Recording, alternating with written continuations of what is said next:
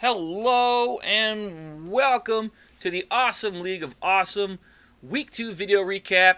Of course, it's me, Super Keith. In these videos, we go over matchups, player stats, upcoming games, and interesting facts. We had a lot going on this week. We had half of our games had salty losses. We had one game that was projected to be real close, and a different game that ended up being really close. So let's get into it, shall we? We'll start off with my team as always, the non-factors. This week I took on Laura's Daisy Chain game. I was projected to lose by 7, but I had the upset win here by the slimmest of margins. 127.71 to 127.04 for a .67 win difference. So I will take that upset. Now also my team had the highest score this week, so I will take that.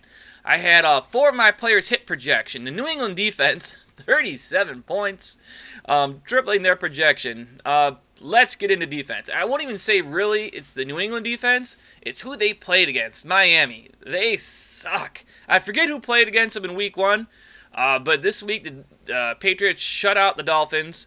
And this coming week, if you have the Cowboys, you start them because they're playing Miami. And Miami is especially susceptible to the run. I figure Ezekiel Elliott's going to run for 12,000 yards. It's going to be ridiculous.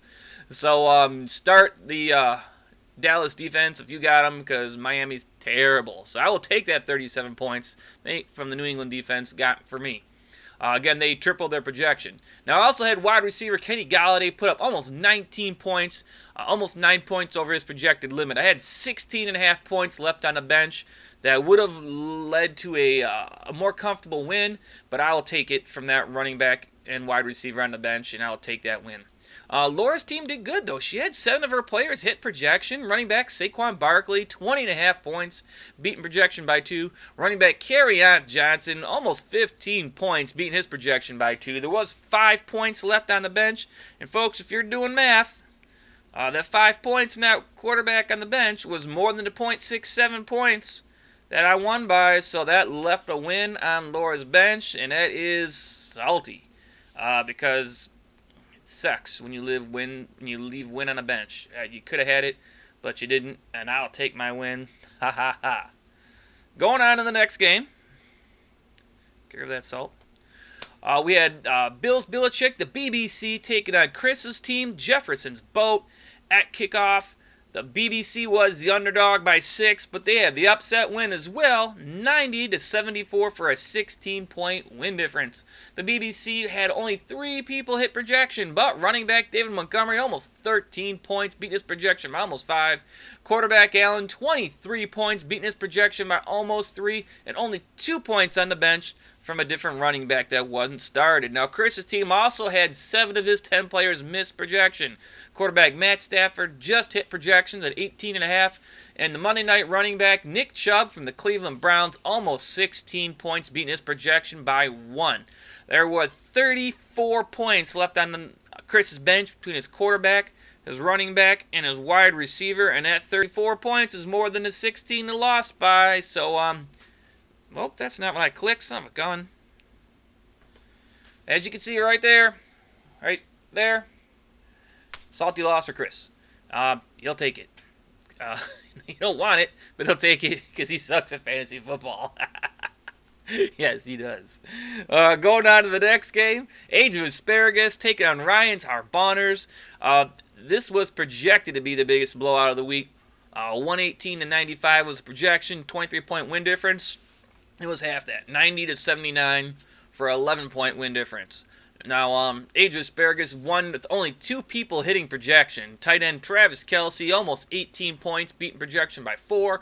Wide receiver Cooper Kupp, he had almost 14 points, beat his projection by 4 as well. There were 27 points left on the bench between the quarterback and running back on there.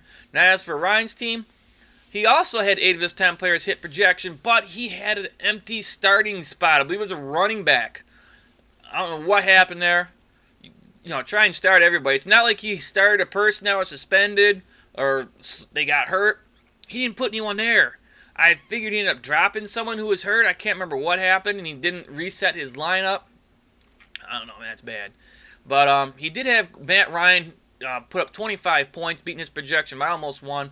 Wide receiver Hardman, 13 points, beating his projection by 6. He had 15 points left on the bench between a running back and a wide receiver. Again, keep in mind he had one starter he didn't put, and that 15 points was more than the 11 points he lost by. So he gets a salty loss award too. So they're right there, 3 straight games, 3 salty losses on that. Half of our games this week had a salty loss. That's sad. You don't want to see it as a fantasy coach. You don't want to leave any in 3 games in a row. Not good. But what can you do? All right, going on to the next game, the Fighting Targs taking on Pooch Punter Dynasty. This one was the one I was projected to be the closest game with a .55 favor for the Fighting Targs, and it was an upset. The Pooch Punter Dynasty won 119-101 for an 18-point win difference. Aaron had half his team hit projection. The wide receiver from Cleveland, Odell Beckham Jr., OBJ, 25 points, beating projection by almost 12. Wide receiver Julio Jones, almost 25 points, beating his projection by 9. And that'll get Aaron another award. The perfect lineup. Good stuff. There you go. No more moves to maximize his points. He managed his team the right way. Now, the Fighting Targs did have half their team hit projection. Running back Jones, 22 points, beating projection by 10.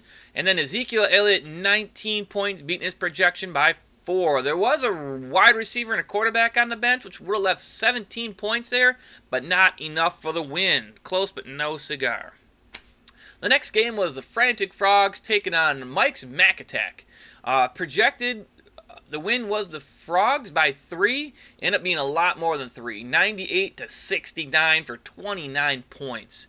The Frogs got the win despite only having 4 players hit projection. Derrick Henry put up 15 points, beat his projection by 2. The kicker, Justin Tucker, 13 points, beat his projection by 2. And 9 points left on the bench from a quarterback and a wide receiver. The reason why Mike's team lost, the Mac Attack, only one of his starters hit projection. The Kansas City defense, 12 points, beating projection by 4. 13.5 points left on the bench by a wide receiver and a tight end. Not enough for the win. Now that 29 points also garnered an award. That was the biggest blowout of the week. Not a lot, 29 points in the scope of biggest blowouts that we see through seasons, but it was the biggest one this week, and he'll take it. I mean, there was a lot of points left on some benches by other teams that could have had it, but this one is the winner. Going into the last game we had this week was the Lumster Lugs taking on Thayer's Hurricane Ditka. Hurricane Ditka was projected to get the win by 8 points, but it was an upset win. Lumster Lugs 120-103 for a 17-point win difference. So not only were they the underdogs, they doubled that win-loss rate projection. Now, the Lugs had 6 of 10 players hit projection. Running back Dalvin Cook, 27 points, beating projection by almost 13. Tom Brady, 26 points almost, beating his projection by a half a point. And there were almost 25 points left on the bench between a quarterback and a running back. Now, Thayer's team had 7 of 10 players miss projection. But the quarterback, Jackson, put up almost 33 points, almost 10 points over his projection. Austin Eckler, again, who needs Melvin Gordon? He put up 17 points, beating projection by almost 4. And then 4 points left on the bench between a running back and a tight end combo. So that does it for the breakdown of the games that happened. Coming up games, though, my team undefeated, the non-factors, 2-0, taking on the 0-2 Fighting Targs. The 1-1 Jefferson's Boat. The 1-1 Jefferson's Boat taking on the 1-1 Daisy Chain. The 1-1 Age of Asparagus taking on the 1-1 BBC. The 2-0 Frantic Frogs taking on the 1-1 Pooch Punter Dynasty. The 1-1 Hurricane Ditka taking on the 1-1 Mac Attack. The 1-1 Lumster Lugs taking on the 0-2 Harbonners. So there's 2 teams at 2-0, 2 teams at 0-2, and everyone else is 1-1. So it's still way early in the season. Everyone's all jumbled up together. Now, as far as the games, tomorrow's game features Jacksonville and Tennessee. Expect Derrick Henry to be the standout of that game. And the Monday night game, if you could stay awake for it, because it's Chicago and Washington. Chicago, I expected much more out of them this season, and the first 2 games have just been no bueno. No good, been boring games. But the waiver wire moves already happened, so do what you can, guys. Work those waiver wires. Let's see some trades. Remember Chris cut down the bench to 4 to encourage trades. I know it's early in the season, but let's start seeing some of those. A lot of the main quarterbacks have been out. I know some people are carrying 2 quarterbacks on there. The waiver wire quarterbacks are okay, but maybe some trades can be done. Make your teams better. Good luck to you all. I'll catch you next week.